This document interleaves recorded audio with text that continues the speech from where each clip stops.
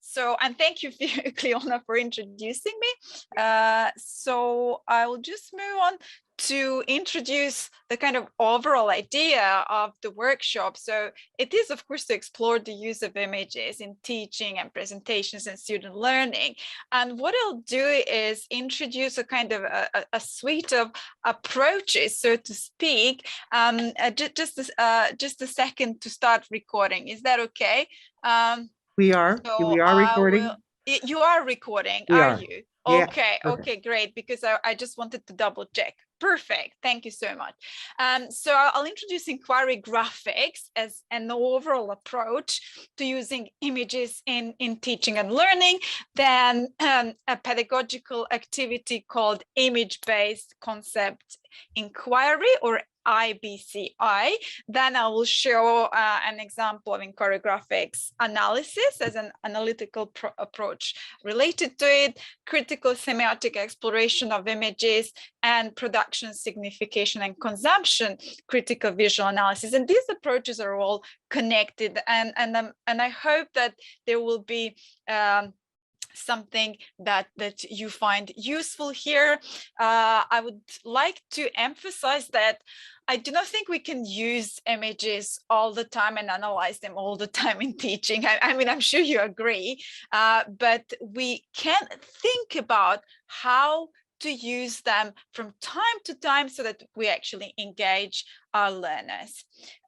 Okay, so question for you: do you use pictorial or visual media in your presentations, and how? And I emphasize pictorial here because visual media do not have necessarily to be pictorial. If we talk about words and the fonts we use for words, that's also visual in some sort of way, or the way how blocks of text look on a page, that's also visual. So I'm particularly talking here about pictorial, such as photographs, illustrations. So do you use it in your teaching, and how? This is a question, so open question to everyone present, so that we can share a little bit of insights on that. Yes, I mean, just go ahead, because this recording, as I understand, will be shared internally, so it won't be put anywhere publicly, as I understand. So I think there is enough freedom to share some of the ideas. So do you use it, and how do you use it? Can I hear some examples maybe? Yep, I use them a lot in my presentations for a few different reasons. So one, to make them more interesting, more visually appealing, and so it's not just a wall of text that students are getting. But I use them to try and communicate something about the concepts that I'm teaching. So if I'm doing something around like teams and groups, say in organizational psychology, I'll use images that kind of clearly show the difference between a team and a group to try and illustrate that. But I'd like to use them more purposefully and in a way that prompts more discussion. I don't really use them as trigger points for discussion at all. Okay, that's interesting. Thank you, Nicola. Sure. And anyone else? Yeah, when I went through my PowerPoints, I found I use them to help categorize the presentations that I make. So if I'm talking about a specific topic, I use similar images on that, or perhaps even the same image, to show consistency that this is talking about this specific topic. And then the next few slides talking about a different topic. And then also a lot of the topics I talk about are quite serious. So I have to put in a few for humor just to break it up, especially if there are young students that aren't prepared for didn't sign up for a heavy cybercrime lecture. I see. Thank you. And yeah, indeed, images are really great conversation starters, and they if they're chosen careful, they can really energize discussion, and we can invite students to analyze them, but we can also show our students examples of how they can do image analysis. So this is what we will tackle today. So do you ask your students to do tasks that include image analysis? That's my next question. So do you ask students to do that? No, yes, it's okay. That there's no kind of, don't be afraid. I mean, absolutely no judgment here. Natasha, yes. Sorry, Castor, go ahead. Oh, I don't know if this is exactly the right way, but some of my lecturers are on website design and product design. So images are necessary there to help illustrate the concepts around creating, using psychology and applying it to product design. So it's topic specific, I suppose. Okay. And because it's about product design, do students analyze images in some way in relation to whatever they need to learn that is linked to product design, for example? Yeah, we get them to look at a website, say, and then to tell us what concepts appear in the website that we've just discussed in class. Okay, so that is one example. Thank you. Anyone else with an example? I was just in relation to where I work and what we do is we teach bullying prevention. Okay. In relation to training and so on, and we would often ask like students, and particularly young students and young people, to use images to get their messages across about victimization or bystander interventions and so on. Yes. So you won't be across here, but we've lots of artwork across our walls about what students bring in and send into the centre. In relation to like devil signs or different brands like label jars and not people, and they'll use metaphors in their designs around it. So we would often use them to portray and draw images to get their points across as well. So it's quite commonplace here to some degree. Interesting. And is it a part of their assignment, or do they sometimes, do they actually have to write about images or provide their interpretations and describe, for example, as you mentioned, like why they chose it, what it means to them in relation to a particular idea or concept? Yeah, and it would be, and often as well, we would often, if we want to run particularly with a teacher in a classroom, so on as well, we'd run competitions that would involve them to use it that way as well. So they'd have to actually have it in a competition. It could be an art competition whereby they'd actually physically have to color in a picture, or they'd have to make one and use an image to actually bring across like a bullying prevention or intervention tool, or so to speak, on that. And it'd be useful that way too. So from that end, it's not quite the same way as kind of Catherine was picking up on, but it's another way of bringing that in from that perspective. And do you use a particular approach, like maybe a framework or analytical approach when you do that? No, we actually don't. I don't think so. I think it's kind of just very arbitrary and see what we get back, really. Okay. Yes, I mean that's good. I mean they're all different ways. We can do that. And the examples that I'll provide today are examples that we do not have to follow exactly every single step. We can kind of cherry pick things that we think are most useful when we want to explore something with our students, or actually emphasize a particular message that can be I think highlighted through images. Okay, here I'm just looking, there are some also interesting examples in the chat. I'm just acknowledging that. Right, so do you analyze images in your presentations yourselves? Because I asked, do you ask students to do that, but do you do that yourself when you present? No? Okay. All right. And then we already discussed that, like why yes, why no, and examples, but maybe a few reflections on why not. Has it just not occurred to you, or you don't think you have time? What would be the reason why? Or you haven't tried that before, just didn't think about it? So I've kind of discussed ideas around why I've used the image rather than analyzed the actual image itself. So for example, when I'm teaching computer mediated communication, the concept is we're missing all of the face-to-face cues. that we would normally have when we're communicating through text. And so we're kind of blindfolded. And so Right. I'll have a kind of stylized blindfolded image and be discussing that concept, but I don't really analyze the image as such. Okay, thank you. Right, so moving on, in terms of reflection, sharing questions and answers, I mean, do you have any questions so far in terms of, or just, you know, sharing things in terms of what you would like to know about, like what, I know that Cleona asked about your expectations, so maybe, you know, you can, Cleona, maybe share that with me at the moment, or maybe later on. What do you think? Yep, okay. Yeah, we could do that later on. Yep. Okay, perfect. Moving on. So what are these inquiry graphics? You know, what do you think they are? Okay, I developed them through working with, well, mainly postgraduate students, but also some of my own students are using it with undergraduate students. I worked in the area of educational psychology, but I also I worked with postgraduate students who are teachers, so they teach really diverse subjects, ranging from I think geography, history, to physics and chemistry. So just to you know, kind of map that. So what are they? So very kind of simply put, these are graphics such as digital photographs used in teaching and research as a central part of knowledge, learning or research, inquiry and development. So basically, let's think about how we can use an image so that we can inquire, explore, understand better a concept in our discipline.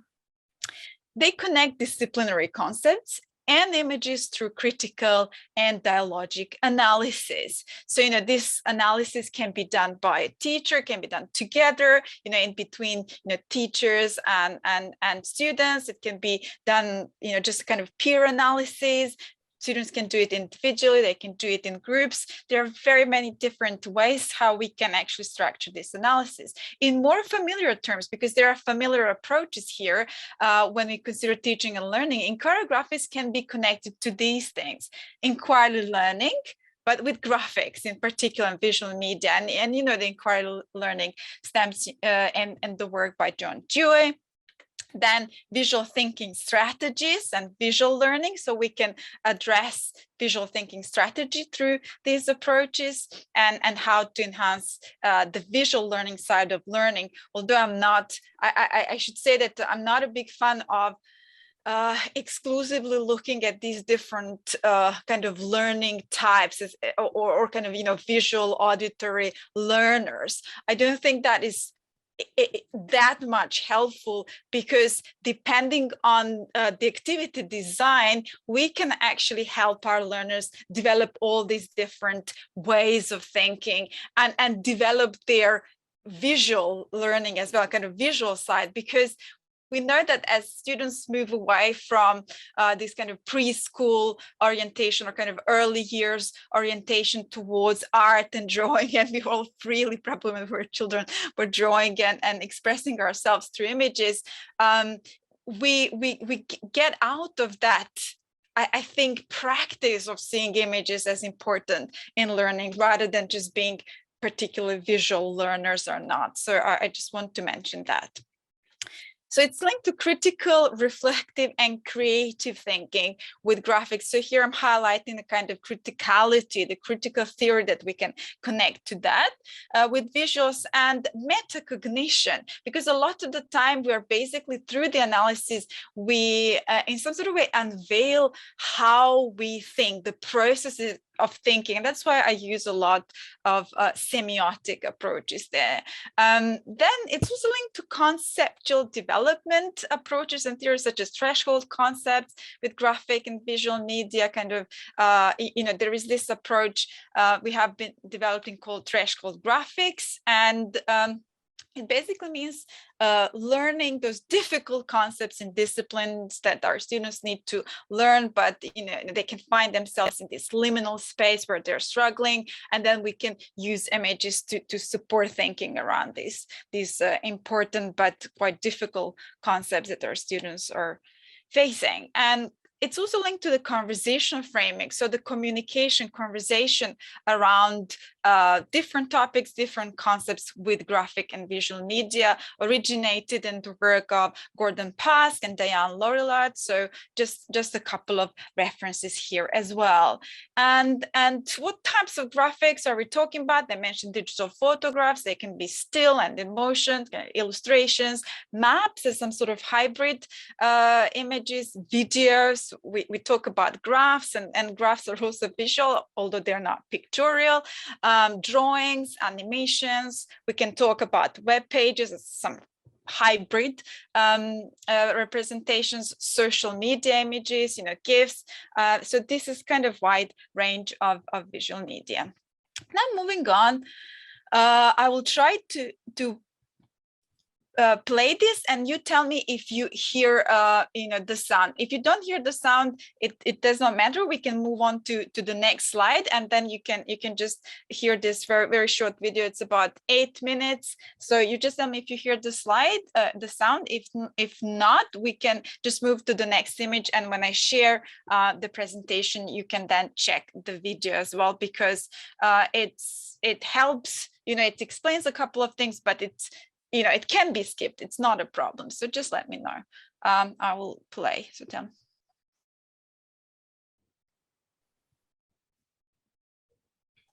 Do you hear that? No, we can't hear it. That's fine. I will move on, but there is 8 minutes here, and once I share the video, you can just check it out. It's, as I said, it's not a problem. We can move on easily. So I will stop the sharing of this screen and go to Padlet, where I will explain particularities of image-based concept inquiry as an approach within this broader approach to inquiry graphics. As you can see here, it's a sort of a pedagogical approach framework. And Nicola, you did mention that you were looking for something to engage students in conversation around images, and that is exactly what I wanted with this.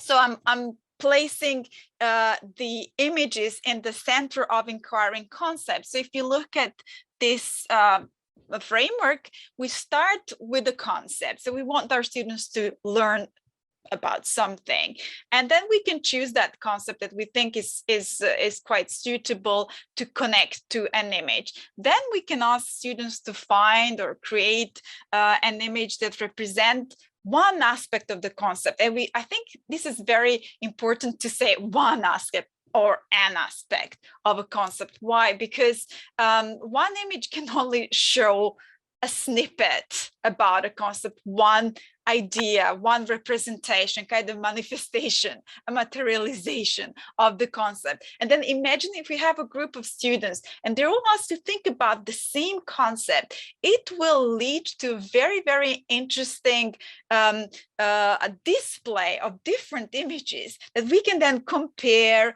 contrast, we can analyze together, and then put all these insights through the images about the concept, and then comment, and the teacher is always there to respond to things, to add to these insights, and encourage students to do these narratives. And then the narrative is important if you want the narrative provided by the student in a way of a more kind of assignment-based type of thinking. So students would write an explanatory narrative why they chose the image and how the concept and image relate. And in terms of the instruction for the narrative, there is an instruction that I can share, and the instruction is also provided in that video. So questions such as, why did you choose that image? What can you see in that image? How the things, very specific elements that you see in the image, you can connect to this concept. And through the examples in a moment, you will exactly see what I'm talking about here.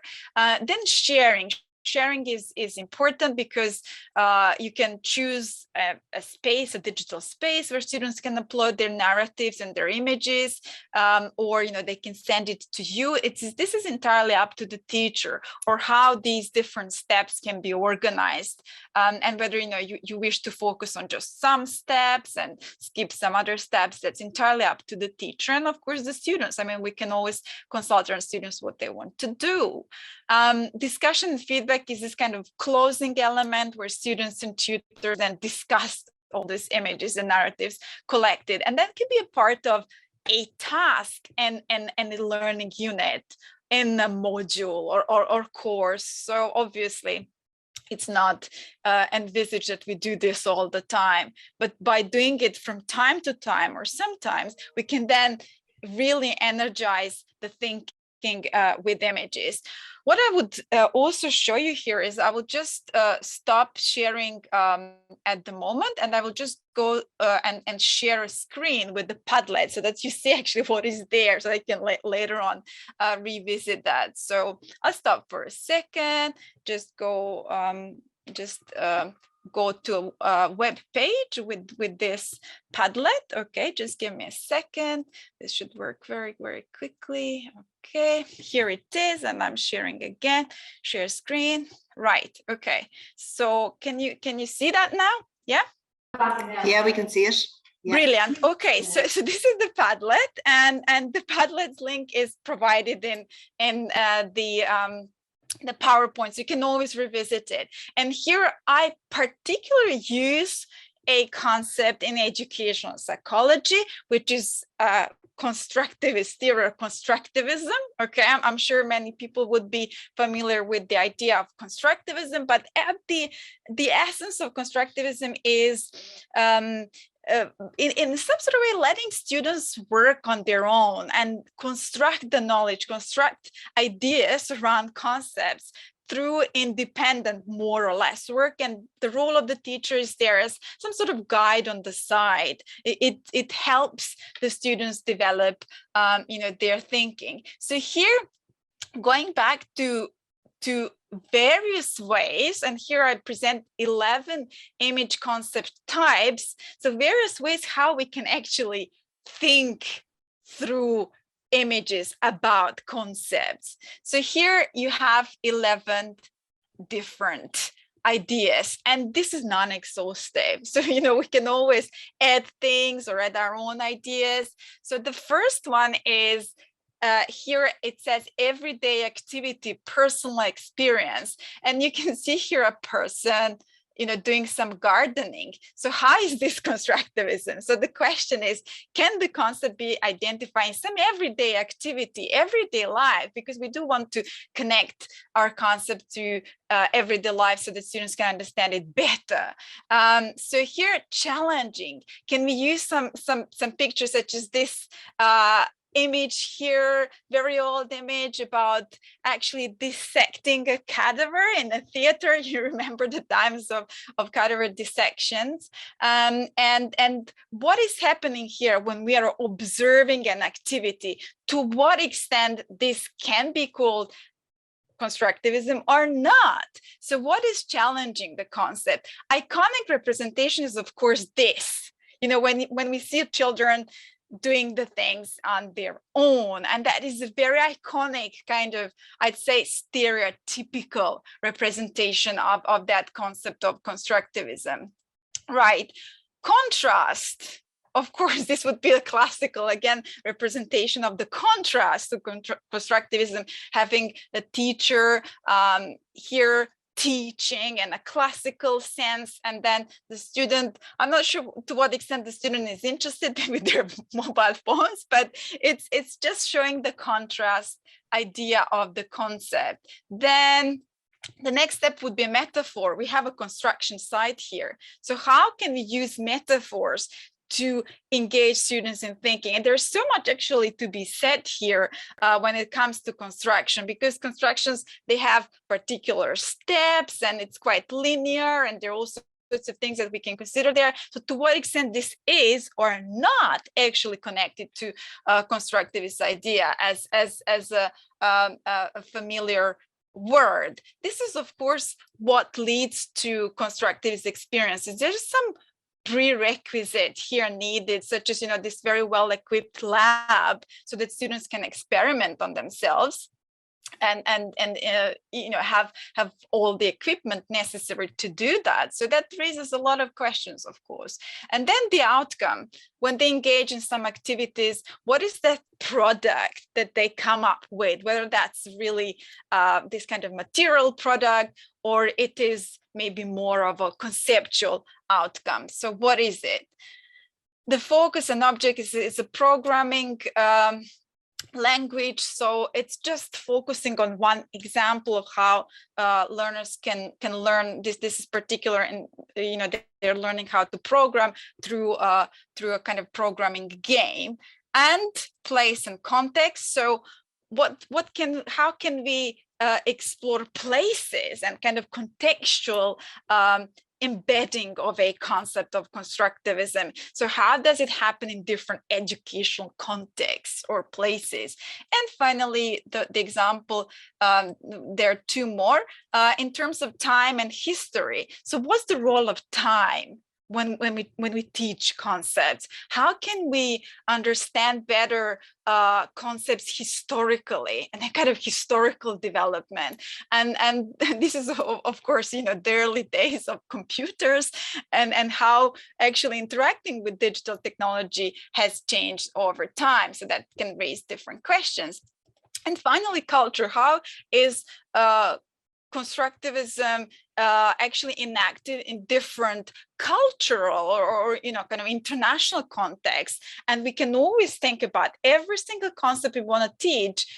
Is there a difference actually in a different cultural and in different kind of national, international context? And what does it mean? I mean, how do we develop these kind of very specific and very kind of general understandings of concepts? So this is what I wanted to do, just to share some ideas in terms of how actually in a very diverse way we can approach concepts through images, through pictorial images in particular here. And the example was constructivism. So how can we actually explore the idea of constructivism as a concept in educational psychology through images? Okay, so I stopped sharing here, and of course the link to the Padlet you will have through the the presentation, and then I'll just move to further concrete examples of disciplinary concepts. Okay, so I share screen again. We're there, share. Voila. Okay, so the first example is linked to attachment theory in introductory psychology. And again, I'm going back to constructivism, but in a different way, because you're already now familiar with a couple of ideas of thinking through images about constructivism. But let's consider it in a different way through analysis. So the first example is from the work by my colleague at the University of Nottingham, Madeleine Halliwell, and myself. We looked at how lecturers use pictures, in their presentations. So I just share the big screen so that you can all see the big screen. So sampling was convenience sample. We collected 20 PowerPoints from 16 UK universities, and that was one lecture, the topic attachment theory, various undergraduate topics in psychology were considered, but this one was particularly, I think, interesting in terms of images. So what were the data? You can see there an overall idea. So we had in total 619 PowerPoint slides, and all of these slides, there were 145 that actually used photographs, which I think was interesting. Then to what extent are photographs, that's what we looked at, referenced in lecture speech. So when lecturers talk about things in the lecture, how, to what extent they actually just mention the image or not. And is there any semiotic meaning making here, which means are any image elements or the image as a whole mentioned and connected to the lecture somehow, in which way? And finally, were students in some way invited to interrogate or engage with photographs at all? Or, and this invitation does not have to necessarily include, okay, now you go and analyze, but just invite thinking, give it just a little bit more space. So we use this analytical approach, and I will show you now an infographic that illustrates these results. So by and large, there was a kind of unprobed representations present here. As you can see here, 26% and 41%. So altogether about 67% of all images were either attentional, so made there just to draw attention, kind of, they were not at all reference, and then they were also depictive in terms of they were mentioned, but that was all. They were just mentioned in passing. So you can see here, attentional, they were not mentioned at all, although they were on the slide. And here there is a little microphone, meaning representing that they're actually mentioned and kind of voiced during the lecture. Then semiotic articulation meant whether lecturers were actually anchoring the image to the content of the lecture. So the image is there, is it connected to the content in the lecture in any way? And that happened in 23% of cases. Then the next one would be, is there this semiotic interrogation invitation? So is the lecturer actually commenting something about the image and inviting students to think about it? So that actually happened in 10% of cases in terms of that interrogation. And then finally, did lecturer analyze the image in any way?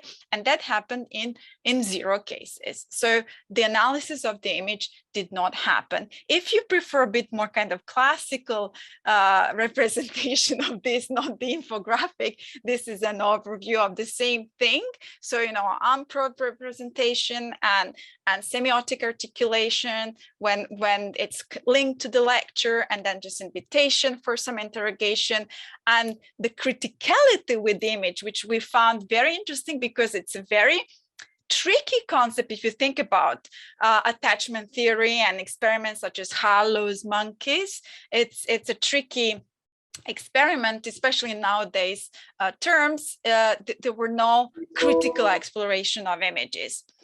Here is a picture, one picture of Harlow's monkey experiment that was used in that lecture, and we could actually do a lot of questioning around pictures. So what we have actually in that article, and you can, I think you can find that article, I think it's open access, but if not, I can share that through Cliona.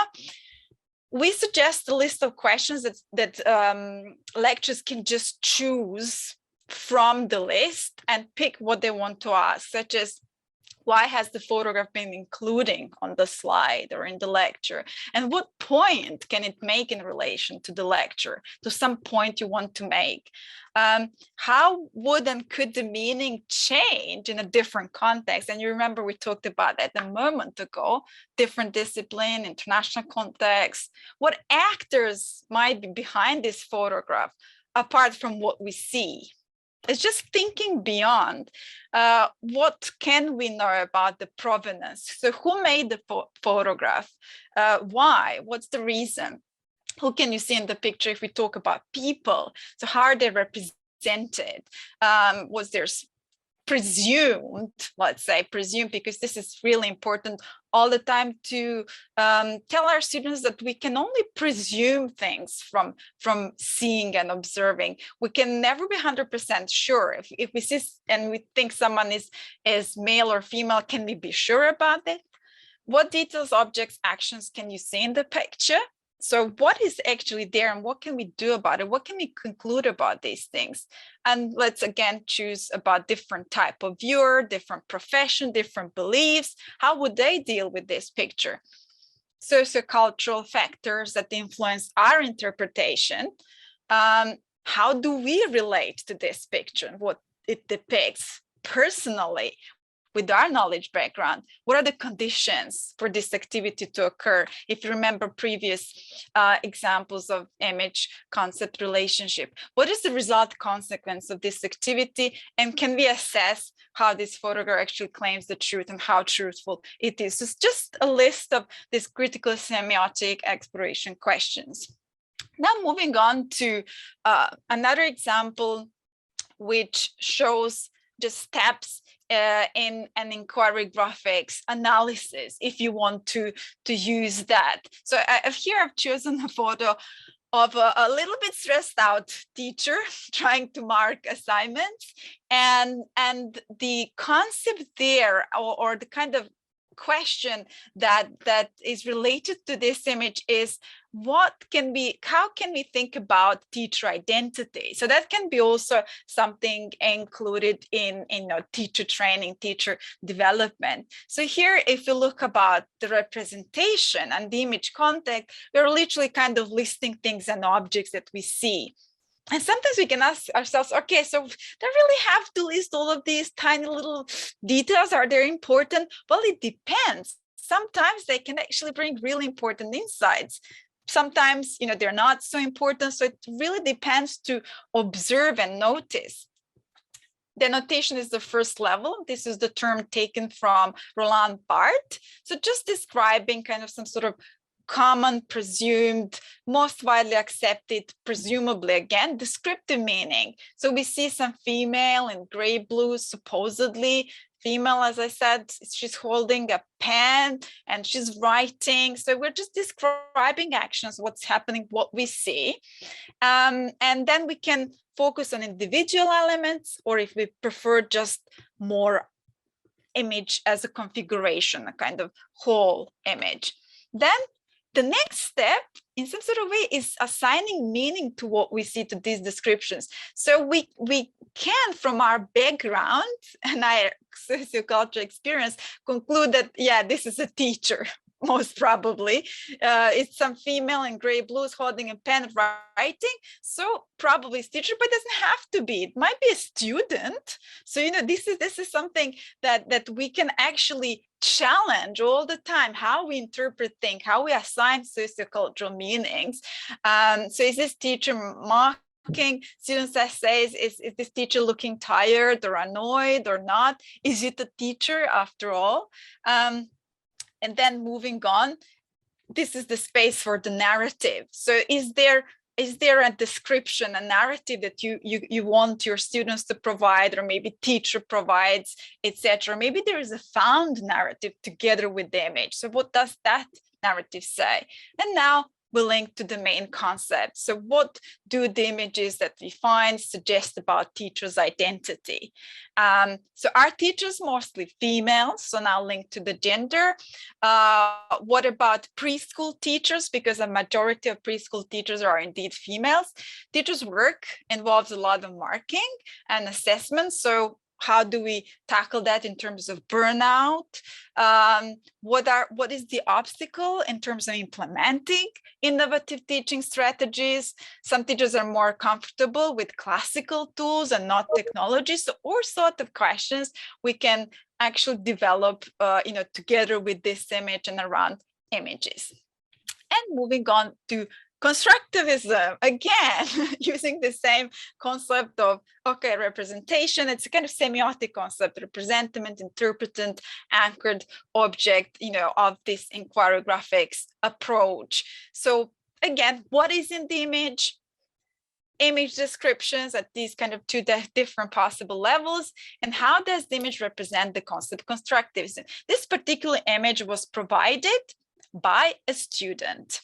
So this was a part of the activity where I asked students to send me images that they think represent constructivism. And then later on, it went through all that cycle that I showed, the image-based concept inquiry, and we discussed the images at the lecture after the introduction to constructivism in terms of, so what did you provide? How, why, what's happening here?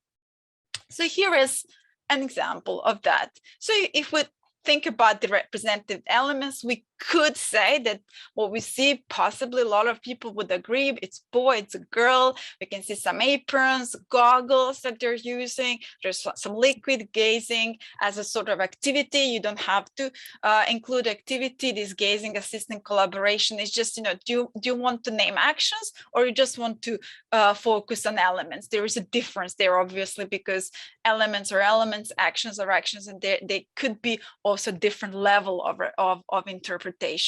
And then let's focus on just one element, goggles. So what can we say about goggles? What is the kind of historical use of goggles? People wear goggles to protect themselves, right? I mean, mostly goggles are used for protection. Now we can just follow that line of thought and connect protection to actually think here about anchoring this element, pictorial element, to the concept. What does protection have to do with constructivism?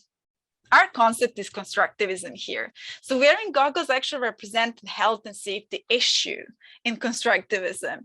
And this is something that we can reflect on, because is there actually a health and safety issue when we engage young children in constructivist activities? So that's the question that we can actually conclude. And probably this insight would not have been possible in this way. People could think about it, but not in this way if we didn't have actually to anchor these two goggles, think about the role of goggles, kind of historically, culturally, socially, as kind of protective device, and what that means. Then the next thing is we can then think about constructivism and this idea of protection. So health and safety issues might be an abstraction in constructivist school learning. Would the children remember, to put on goggles independently? And this, for constructivism as a concept, raises an issue of the independent child argument. And we can then develop ideas around it. Of course, we can look at the picture as a whole, what is happening here, describe it. The boy's holding glass with the girls touching the glass next to him. Configural anchorage is, what does this mean? Who are these children? Supposedly they're pupils, they're having some sort of hands-on experience, experimenting in a school setting, possible, although obviously, I mean, if we would all agree this is a staged picture, stage photograph just made to represent constructivism or represent probably collaborative learning or just children's chemistry work in schools, and it's a stock image. So it's not really real image in action, children in action in the real classroom, actually. So is the girl assisting? I don't think she's assisting. I think she's actually just pouring the liquid, just they're doing it together. So here is also, you can think about some generalization and critique. So, focus on solitary children is really common in constructivism, but, does it need to be contested? Adult is omitted. So who's making this image, etc., etc. So getting closer to the end of the presentation is thinking about things that we see in images. So here I really would like to draw attention to understanding that everything that makes part of an image has its own sociocultural meaning and history. So all things have production, consumption histories, and certain meaning surrounding those images. So you can see how I kind of worked with an artist to represent these different elements of the image, and how can we relate all of these to meanings of the concept in question here, such as constructivism. And all people act with their bodies in some way, generally speaking, or via technology in modern times. So what meanings do those acts have? How can we actually develop thinking around action that is represented if we have that sort of image? But sometimes there is no action, there is something else we want to point at. So how are they related to this concept of constructivism? Okay, so yeah, let us move the boundaries of knowledge and teaching and learning through graphics. So this is the first part of the presentation where I would pause now and stop sharing so that I can actually hear some questions now. I know that some people need to leave. So through Cleona, I would just share some feedback sheet, if that's possible. Please, if you can do that, that would be wonderful. And I'm just opening now the floor for some questions before I just share some final insight on critical media analysis. So do you have any questions, comments? Like, the floor is yours now. Okay, Derek, thank you so much. I would, if you need to go now, anyone, I know Cleona mentioned to me that some people would really have to go, and I really understand that. So Cleona would get in touch with everyone just to share the feedback survey, and possibly whomever is interested in following up. And the survey, we were very considerate, it's very short. They're just yes, no kind of multiple choice questions, just few of them, and only one kind of reflective point. So yes. Natasha, do you have the link? We can put that into the chat. We can. I do. Okay. And I can just open now the other PowerPoint. I do want, before I do that, I do want to give, I do want to give an example or opportunity to people to like now provide some feedback, or let's have a conversation around what was presented so far. Okay, I'm just looking at the that link, and I will provide it here in the yes. Okay, just give me a moment. I have found it. I think yes. Derek has a question. Yes, Derek, please. Maybe I'm mistaken. I do when you're ready, if Derek doesn't. Yeah, it's open. The floor is open for everyone. Cool. And here is the link, and I've shared it in the chat. Yes. Okay. So I have a question about when you're choosing an image, obviously you're going to do some interrogation of it yourself before you present to the class in that context. But have you ever had situations where there's been very unexpected results of that interrogation that led off in a very different direction that maybe you weren't prepared for or intended? Or how do you, I guess you just use management of that, but that's right. That's a great question, and it has happened. And I think we do need to kind of limit, I guess, the time we can afford for this activity. And that's why I think having that cycle where actually there is some sort of digital space where students, students use Portfolio. I'm sure many of you use Portfolio, or in kind of some blogging platform that students can use. And that is not hard to make for students. That sort of platform, they're already engaging with social media, so many images. So anyway, to get back to your question, yes, it has happened. Sometimes the conversation, sometimes students would not want to stop talking about it, and then we have to interfere and to just say, okay, stop. Now the conversation has to stop, and you can do that in some designated space. And I know that some colleagues use Padlet. I think Padlet is amazing as a space where images and narratives can be shared. And then, whatever our time allows, then we can kind of limit that time and then kind of continue the conversation to be continued in those kind of spaces such as Padlet. Did I answer your question, Nicole? Yes, yeah, I think you did. And okay. I have another one if nobody else wants to go. Have you ever used memes in this context, or asked students to create memes, because they're such a really rich visual but also contextual piece of information? Yes, memes are amazing. And I must admit that I haven't done it. And I would love to see what happens with memes. If you would like to experiment with memes, I'm very excited about learning about it. Cool. No, I haven't tried it yet, but I'd love to. But I'm not, when it comes to something like memes, I feel like I'm not very creative, but I think the students would be. So yes, it'd be really interesting, I think.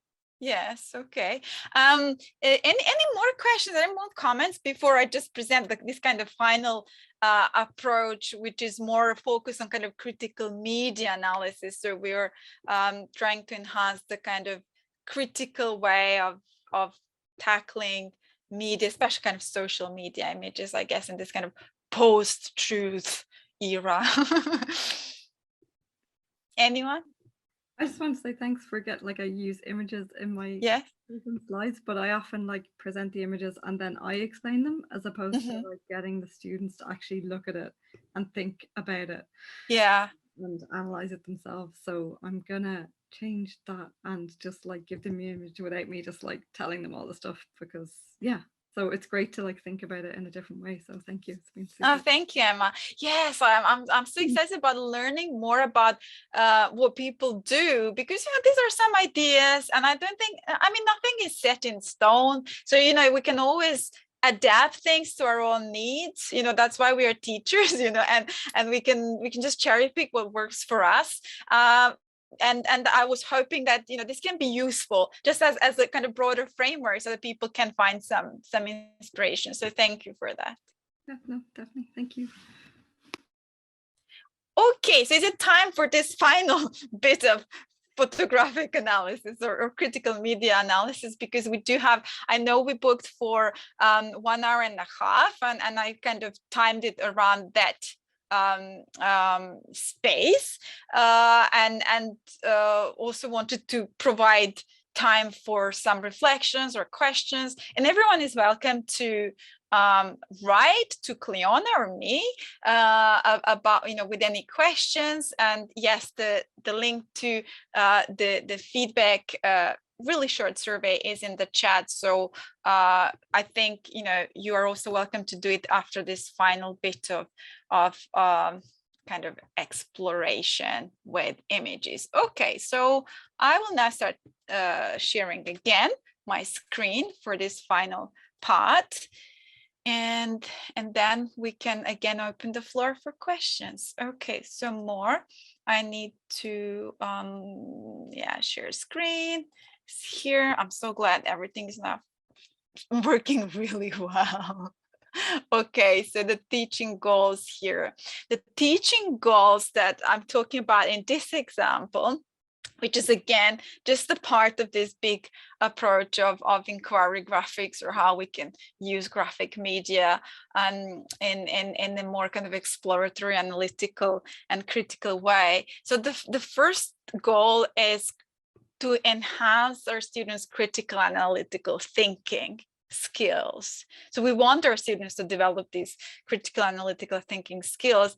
And I'm just asking, what techniques do you use when you think about, okay, I need to help my students develop critical thinking skills or analytical skills? What kind of things do you do? Yeah, I mean, feel free to share a technique or kind of approach that you do.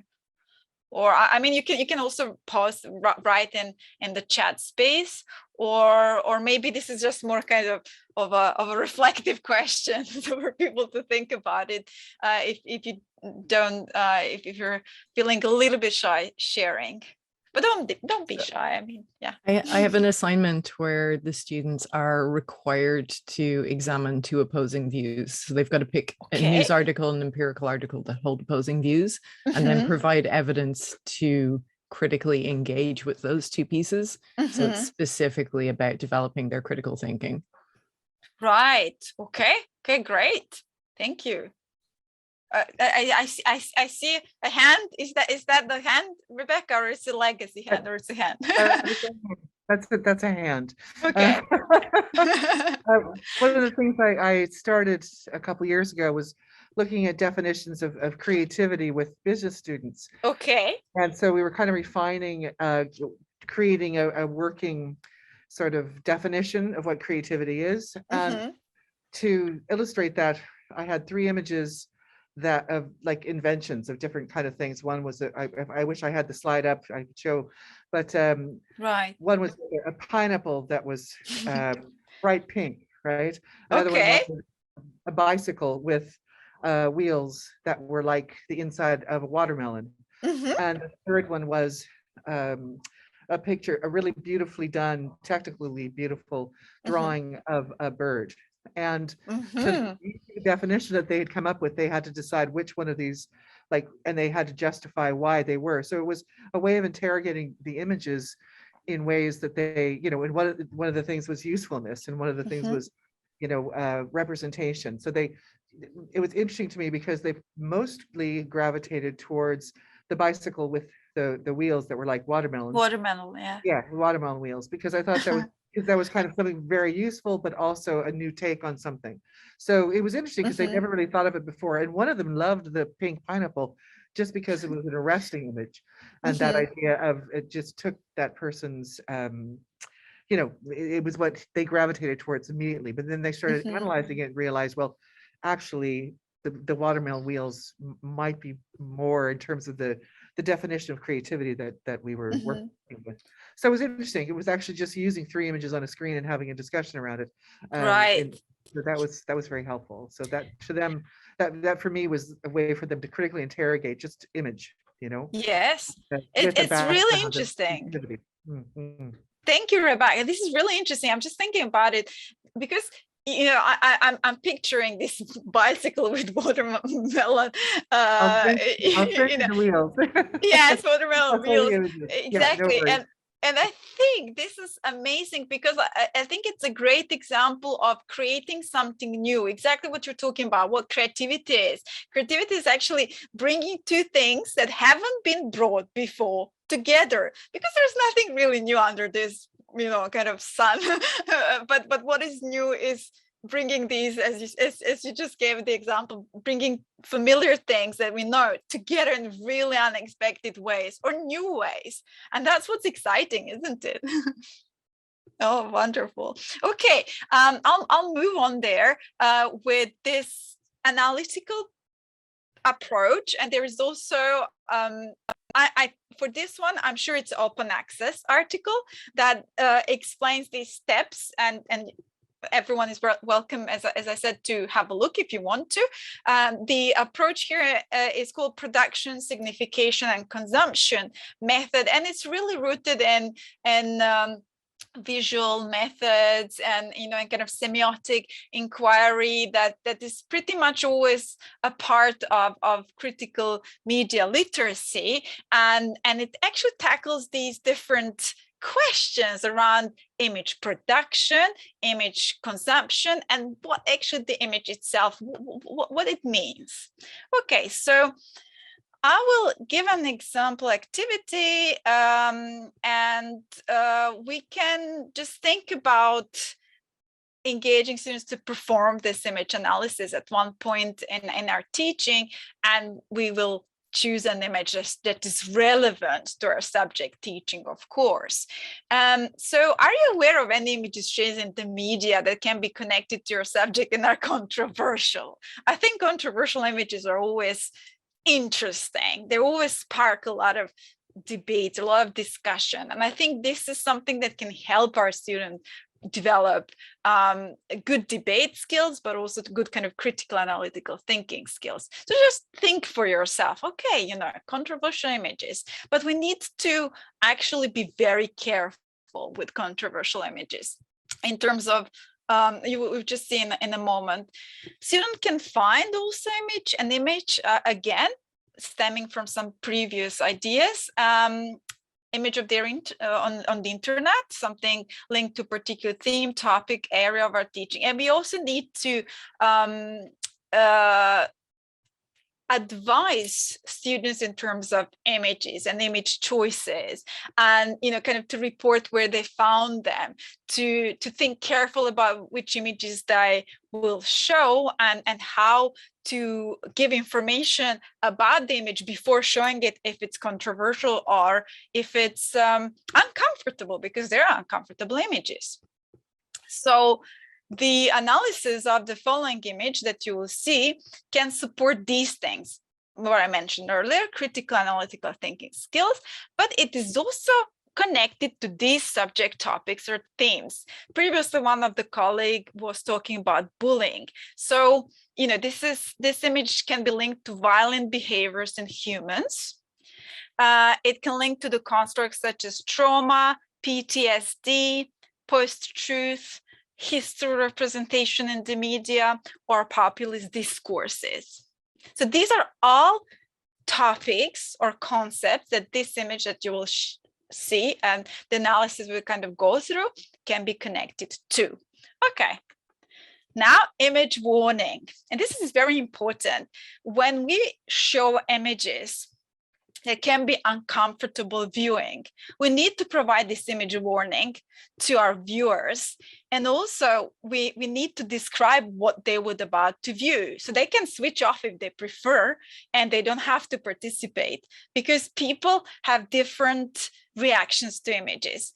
So the image that follows shows a man in the foreground turned with his back to the viewers, wearing a beret, pointing a gun at two women in front of him. There is another man to his right, two people laying on the ground next to the women. There is no direct brutality or violence shown. And I'm talking here about direct. Of course, there is indirect brutality with this image, but the image is definitely not comfortable. And I'll move on to the image then. Whomever wants to switch off, you're most welcome. So this image is a controversial image. It's widely shared on the internet, for example, Pinterest, but also many forums on the internet as Che Guevara executing two women. So this is how this image is very often labeled. And as you know, a lot of the time what happens on the internet is that images get shared, repurposed across the internet.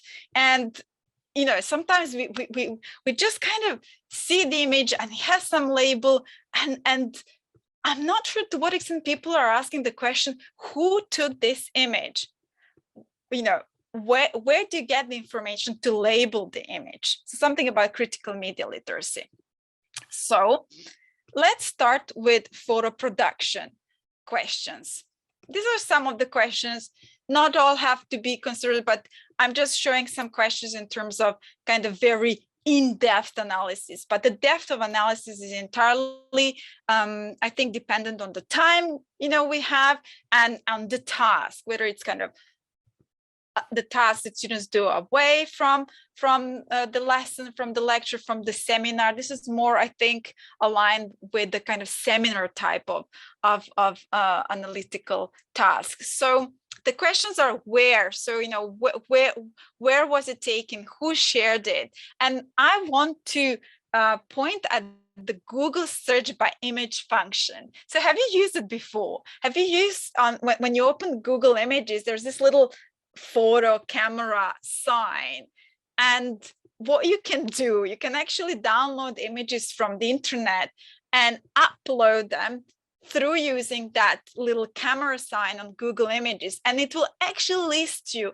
all of the internet websites that actually have used that image. It's really interesting and very useful when it comes to critical media literacy and what we want our students to think about. So, you know, kind of we can always tell our students, if you're not sure where the image comes from, use Google search by image and see what happens. And sometimes even when you do that, you can't actually come to the right answer. So that's alarming. You know, there are kind of tons of websites and you can't actually find the provenance of the image anywhere.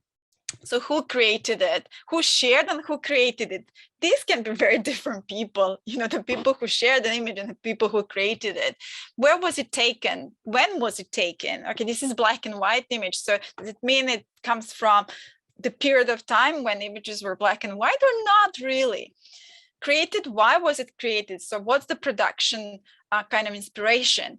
Is it staged? You know, you never know.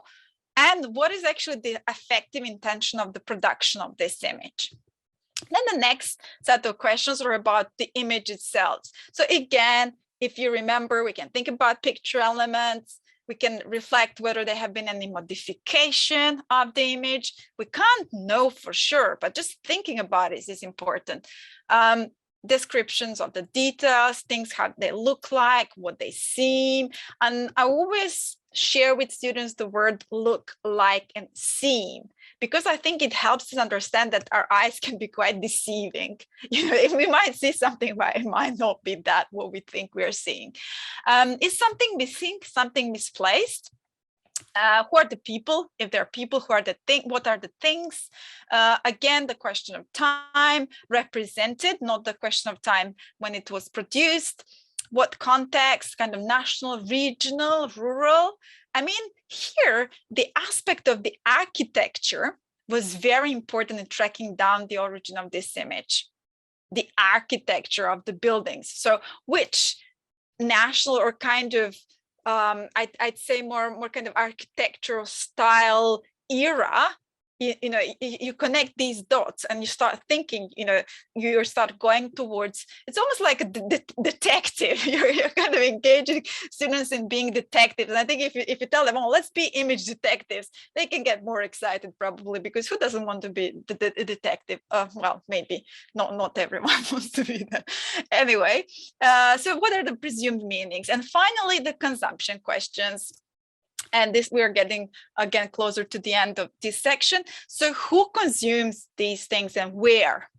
Again, which websites, if we're talking about digital images, again, here through the digital live, here at this big bubble, as you can see, it says digital live. So Google image search by image to understand the internet use and image repurposing. How are different people using the same image? Who's the intended audience for this? Presumably, again, who would be the dominant user profile for this kind of image, and different types of captions that the image come with. Different consumers in different contexts. What's your interpretation and you know, when you're consuming, what it says about our sociocultural knowledge or potential bias? If image creator is not provided and it's not on the consumption's side, what does it mean? Etc. Consumer intended reaction. What are the captions, labels, headlines that accompany it? Any evidence of consumer effect? And this is especially with this image, when you start reading the comments on various forum spaces, then you can actually understand the consumer effect. Because people can say, how do I know consumer effect? Well, you search if there is a forum space where people comment. On YouTube, what a wonderful space for consumer effect. I mean, so it's almost a kind of strange space. And some people would say, well, there are a lot of people that some other people can label and call trolls and things like that. But a lot of people are very honest in terms of sharing their opinions. So yeah, we need to take everything with as kind of the pinch of salt. So anyway, the final thing is the concept, of course, because if you remember, now we're getting back to the concept, to these important concepts in kind of human society, but violent behaviors of humans, trauma, history representations, populist discourse, etc. And we can always connect that to any theory that we want to connect. So I'm again connecting to the concept, and we can use the elements for these conceptual insights as exemplified before. And now the important moment, ta-da! What is this image actually? It shows a 1999 guerrilla theater performance at Emory University in Atlanta, Georgia.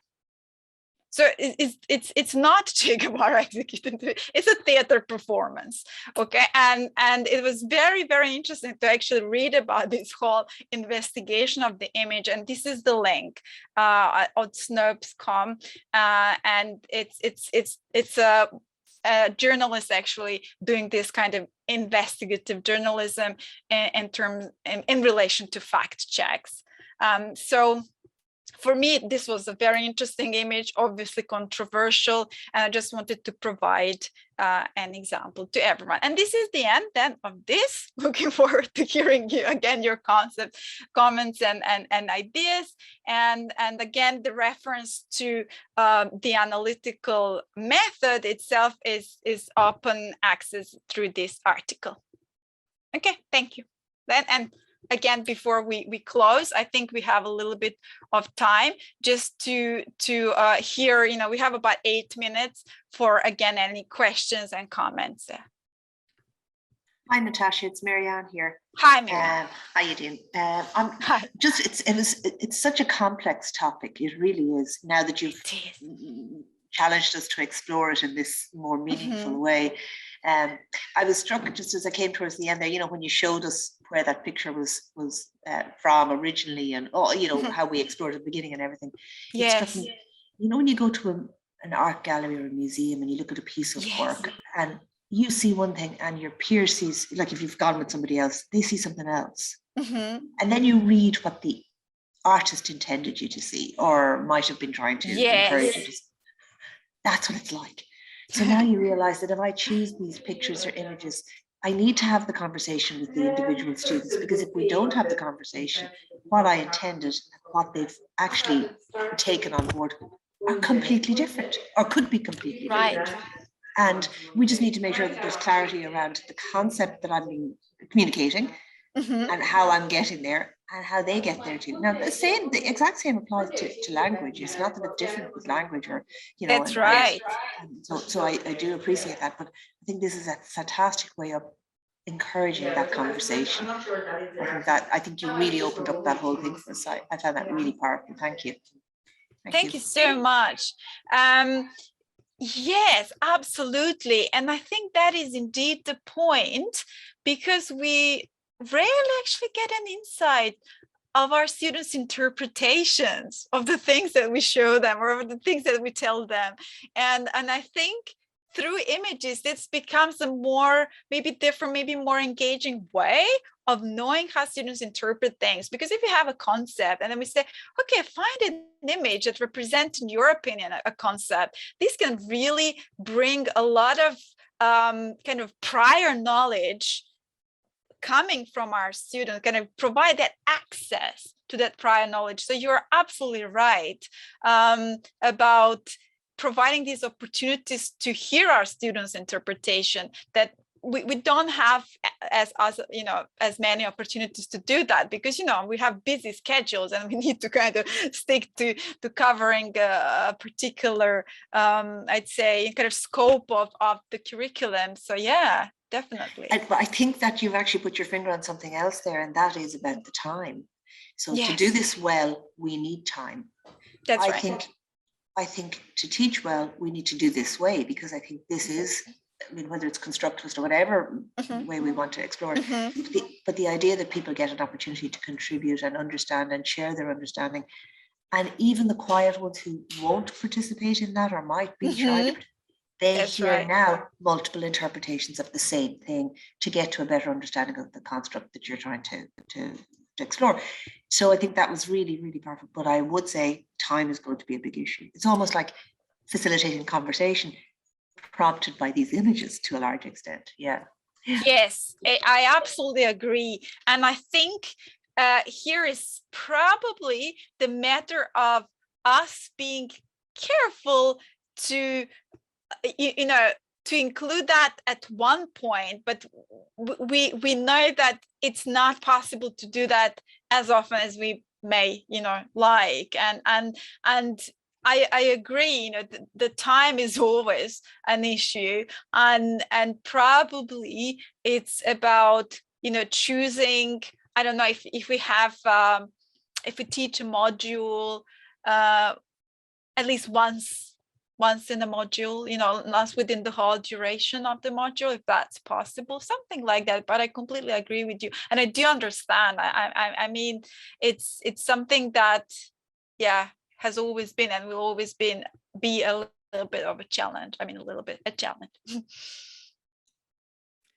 I think it's also interesting in the context of like deep fakes online and stuff that this conversation is important to do this with students maybe at least once, so that they're aware of all of the different ways that an image can be interpreted and all the different things to consider about it, and to try and find out its provenance and you know what the intended message is and all of that stuff. I think it's really important. So thank you. It's really useful. Thank you. I mean, thank you for you know, being here, for attending, for sharing, and I'm really looking forward to learning more about, you know, whether you find some time or a moment where you would experiment with it in any way you choose or like, and that's why we have the lovely Cleona here, right? and if I may say, I think the work that you know, I'm aware that Cleona is currently developing is relevant. So yes, I think, Cleona, you will follow up and get in touch with all the colleagues present today, just to find out a little bit more about that, but not in any demanding way, because I think this is the discussion that we had.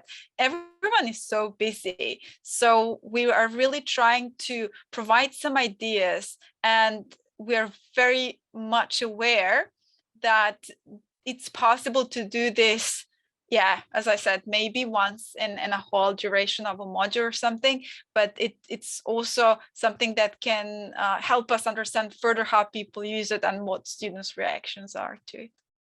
Yeah, thank you very much, Natasha. That's been really interesting, and I certainly learned lots about it, and I'll always be learning lots about this. But I thought Marianne's point was linked back very nicely to what Connor was saying at the beginning. When he was saying that we don't know what the students are actually taking up from the image, and that may be put people off using images, and you know, getting them to inquire about what the image is and how it was made and the provenance of it, that is a great way of including them in the whole area. So that's really important. And then the whole issue of time, that's a major, because not only do we have the time in the preparation, but we also have the time element in class. How much time have we got that we can actually spend to discuss an image? Because some people think it's worth it. That's right, absolutely. I agree. And yes, so at the end of the day, it's also about awareness. So if we manage to use it once in our course, in our module, it can be maybe that decisive moment where we support our students' critical awareness and kind of visual analytical skills. So yes, I'm aware of the time. So we're kind of 2:30. Time flies. I would again ask you, if you haven't clicked on the link for feedback, if you could please do it now. I think it's here in the chat, and we promise that it's really short survey, so it would just have a couple of multiple choice questions and one on a kind of reflective text piece, if you actually have time or want to do that. But yes, thank you so much for your time and for sharing, and I actually do look forward to catching up with Cleona and just, you know, learning a bit more about how people actually, you know, appropriate that in their own ways and in their own context. Thank you so much, Natasha. I just thought that was really, really interesting all the way along, and I can't thank you enough for beaming in from Lancaster and sharing your practice with us, and also working with this lovely lady here that we're very privileged to have. While I have some folks here, just to mention, there's a kind of from the last part of your presentation, you were talking about, you know, images and how they're received and image warnings. Next week on Tuesday, at the same time from 1 to 2, we're going to be visiting with Dr. Cleona O'Toole. Yes. She specializes in trauma-informed education. And that's a whole area about, you know, how do we as people in the classroom know what kind of things other people have gone through, or even as a person in the world, as a citizen of the world? That how we can be more aware about things. It's funny because one of the images that were shown during this presentation, the monkey, I found that really disturbing. It's disturbing, isn't it? Yeah, no, it is. And I think, and I think about it, a 19-year-old who may never not be familiar with that work, seeing something like that, so it's just kind of being aware that you don't know what people are going through. And she's going to talk about trauma-informed education as it is now, and how we can maybe adapt things in third level. And part of that might be image warnings and discussing the relevance of why we're showing something that we're showing. So that's a good one to come. We'll send you a link as well if you care to join us. We'd love to have you. I think we may be moving it online, but I'm going to have to make that decision pretty soon with the numbers that are around. So that might be better for people if it is online, because it means you wouldn't have to come in person and such. So I'll talk to Dr. O'Toole and see how she's doing. But I want to thank everyone for coming.